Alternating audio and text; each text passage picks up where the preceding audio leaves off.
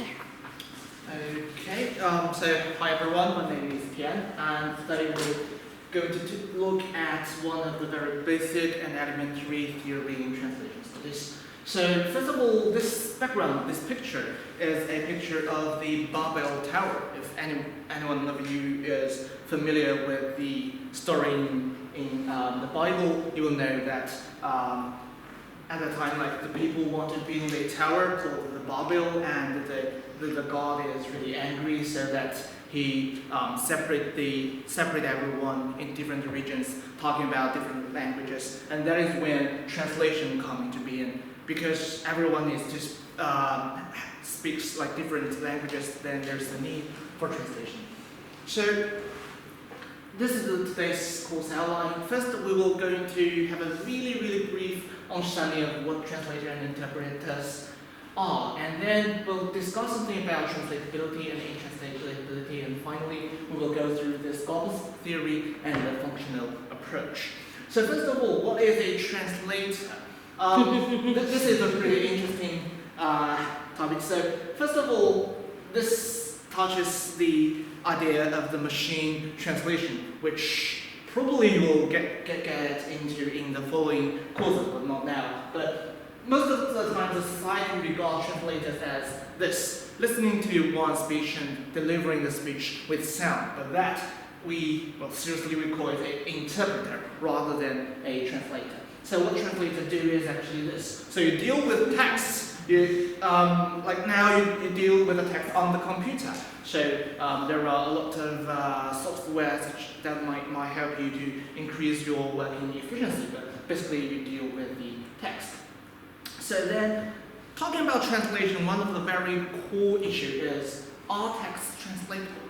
I mean, if they are not translatable, then we're done here. We don't need to actually translate. But however, things are not that easy. This is a Chinese essay. The meaning of its translation I have written down here, but it's not very crucial. It's not that simple to think about it, to just translate the Chinese into English just by the meaning. What I mean, I will show what I mean here. This is the Google translation. Google translation can read out the text for you, so I really want you to hear what it sounds like.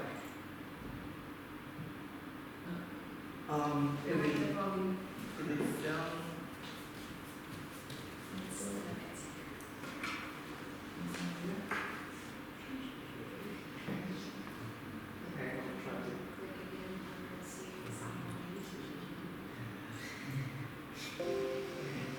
Okay, let's listen.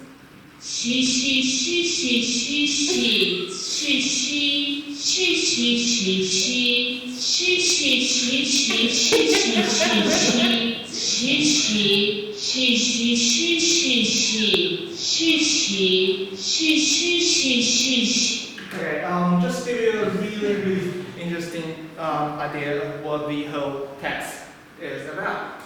So generally, all the 96 Chinese characters read in one sound, shi. So including the top, actually there's a title for it, so it's totally 107 Chinese characters reading the one sound. But then if you translate it, then you can see you cannot actually translate what it feels like. And then another example, it's not about sound, but it's about how it looks like.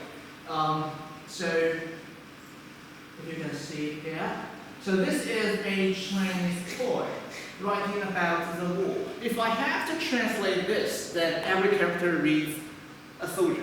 So soldier. But then you can see the writer used this one to identify the soldier, and then this one you can see here. They are, because of the war, they lost their legs, they lost their arms, and then the sound of these Chinese characters indicates, people are shooting, people are fighting, so it's ping pong, the sound like that. So it seems untranslatable, as what Benjamin here said. What does the poem say?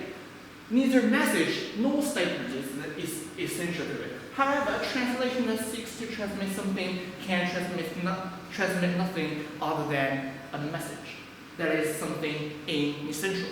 As we can see, either the sound or the form of the poem is really hard to translate. However, then, like the scholars in translation studies have to make it work, right? So we come up with various theories. One of the theories, the Scopus theory here, really works, or like